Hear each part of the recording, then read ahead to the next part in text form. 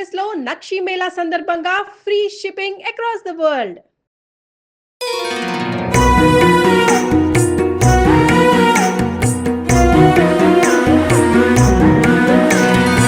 జై శ్రీకృష్ణ. ఆండాల్ తిరువడిగలే శరణం.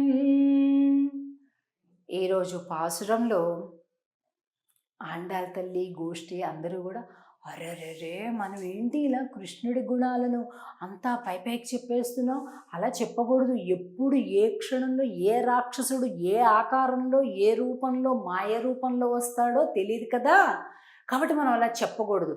మనం కొన్ని సీక్రెట్ కోడ్ లాంగ్వేజ్గా చెప్పుకుందాము అని అందరూ అనుకొని ఒరుత్తి మగనాయ్ పిరందు, ఒకనాడు ఒక ఆమెకు పుట్టాడు. అది చూడండి, ఆ భాష అంత భయం అనమాట. స్వామికి ఎటువైపు నుంచి ఆపద వస్తుందో అని భయం.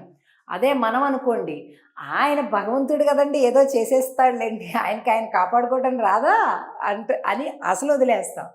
కానీ ప్రేమ ఉన్న హృదయం ఎప్పుడూ అలా ఊరుకోదు. ఆండాల్ చెప్తుంది. ఈ పాశ్రం భలే గమ్మత్తుగా అనిపిస్తుందండి. ఒరుత్తి మగనాయ్ పిరందు ஓரிரவில் ஒருத்தி మగనాయ్ ఒళిత్ వళరాం. పుట్టుకే లేని పరమాత్మ ఒక ఆమెకు పుట్టాడు కదండి. మళ్ళీ ఒకసారి ఆలోచించండి. పుట్టుకే లేని పరమాత్మ ఒక ఆమెకు పుట్టాడు. మళ్ళీ తిరిగి ఒక ఆమె దగ్గర దాగి దాగి పెరిగాడు. దాక్కొని పెరిగాడు. ఎందుకు? ఏ క్షణంలో ఎవరు వస్తారో తెలియదు కదా, అందుకని దాగి దాగి పెరిగాడు. ఇదేంటంటే పరమాత్మ యొక్క అవతార రహస్య జ్ఞానము అంటాం. అంటే మోక్షాన్ని పొందడానికి రకరకాలైనటువంటి మార్గాలు ఉన్నాయి. సాధన చెయ్యటం, అలాగే ప్రపత్తి చెయ్యటం, ఇలాగే ఎన్నో ఉంటాయి. కానీ అన్నిటికంటే సులభం ఏమిటో చెప్పనంటారా? అవతార రహస్య జ్ఞానం. స్వామి అవతరించినటువంటి వాడు, ఈ భూమి మీదకి అవతరించాడే, ఆయనని పరమాత్మగా గుర్తించటమే అవతార రహస్య జ్ఞానం.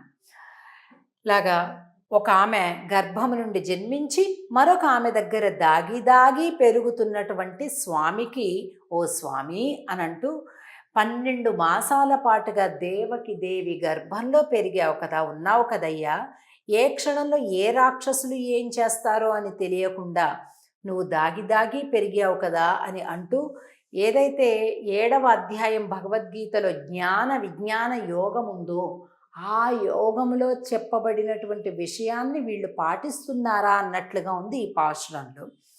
ఇగోండి, ఎవరికి కట్టుబడనటువంటి పరమాత్మ యశోదమ్మ అన్నం తినిపిస్తుంది, ఏదో బువ్వ తినిపిస్తుంది. సో దాగి దాగి ఒక చిన్న పిల్లాడు ఎలాగైతే అల్లరి చేష్టితలతోటి పెరుగుతుంటాడో, ఎక్కడ పరమాత్మ భీషాస్మాద్ వాతపవత భీషోదేతి సూర్య భయాదగ్నిశ్చేంద్రశ్చ మృత్యుర్ధావతి పంచమయేతి.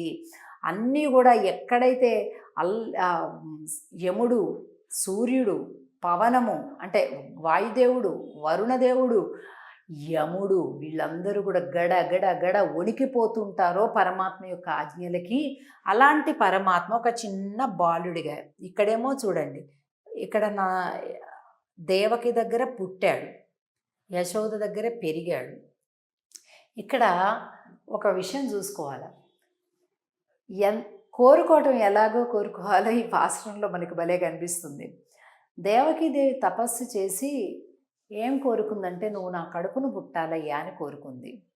ఆ ఉద్దేశం ఏమిటి? పరమాత్మ నా కొడుకుగా పుట్టి నా దగ్గర ఉండాలని లోపల కోరిక. కానీ బయటకు అనే మాట ఏమని అడిగేసింది? నువ్వు నాకు పుట్టాలి, నా కడుపులో పుట్టాలి అని అన్నది. ఆ ఉద్దేశం కడుపులో పుట్టాక ఇంకా మన దగ్గరే ఉంటాడు కదా అని ఆ ఉద్దేశం. యశోదమ్మ ఒకటి అడిగింది, నిన్ను చంటి బిడ్డగా ఉండి నిన్ను పెంచే భాగ్యం నాకు ఇవ్వు, నిన్ను నా చేతులారా పెంచుకునే తల్లిలాగా పెంచుకునే భాగ్యాన్ని నాకు ఇవ్వు అంది. ఇద్దరి కోరికలు సరిచేసేసాడు. కనాలి అన్న ఆమెకేమో పెంచే భాగ్యం ఇవ్వాల, పెంచుకోవాలనే కోరికున్న ఆవిడకేమో కనే భాగ్యం ఇవ్వాల. అందుకే భగవంతుడితో చాలా జాగ్రత్తగా ఉండాలండి. అడిగేటప్పుడు చాలా టాక్టిఫుల్గా అడగాలి. అందుకే నేను ఎప్పుడు అందరికీ ఏం చెప్తుంటానంటే, నాకు ఇది కావాలి, అది కావాలని స్పెసిఫికేషన్స్ ఇవ్వకూడదు పరమాత్మకి ఎప్పుడూ కూడా. చల్లగా చూడు స్వామి, ఆనందంగా చూడు, ధర్మ మార్గంలో ఉండేలాగా చూడు, 10 మందికి సంతోషాన్ని కలిగించే విధంగా నన్ను అనుగ్రహించు, ఇలా అడగాలి ఏమండి. కాబట్టి చల్లగా చూడు తండ్రి అని ప్రార్థించేటటువంటి ఒక మనస్తత్వాన్ని మనం కలిగి ఉండాలి. ఇంకోండి 25వ పాసురంలో ఒరుత్తి మగనాయ్ పిరందు, ఇక్కడ సంకెళ్లతోటి ఉండేటటువంటి దేవకికి బిడ్డగా అవతరించాడు.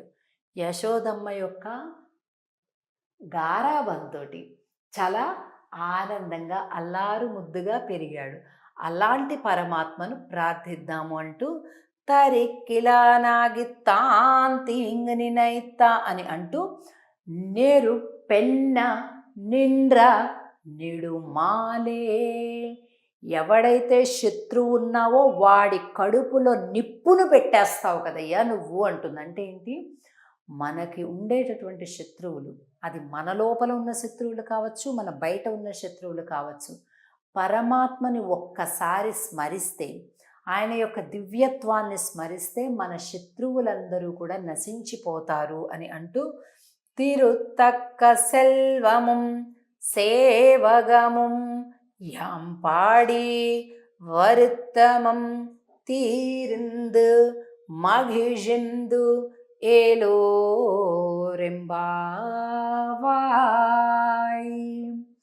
సింహాసనం పైన ఉండేటటువంటి స్వామిని ఏమని పిలిచింది ఈరోజు? నెరుపెన్న నిండ్ర నిడుమాలే, ఆశ్రిత వ్యామోహము కలిగినటువంటి వాడా అని అంటుంది. అంటే నీ యొక్క స్వభావం ఏంటి? ఎవరు నిన్ను ప్రార్థించి పూజించి నిన్ను శరణు కోరితే వారిని తప్పనిసరిగా కాపాడాలని కోరుకుంటావు. కాకాసురుణ్ణే నువ్వు రక్షించావు, కాకాసురుణ్ణే క్షమించావు కదండి. అమ్మ యొక్క వక్షస్థలాన్ని చీరినటువంటి కాకాసురుణ్ణే నువ్వు క్షమించినప్పుడు మేమెంత?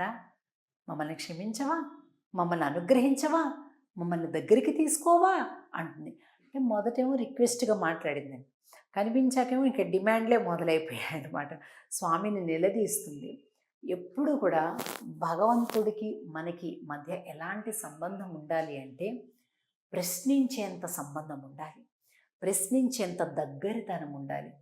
భయంతో కాదు పరమాత్మను కొలవాలి, ప్రీతితో కొలవాలి, ప్రేమతో కొలవాలి.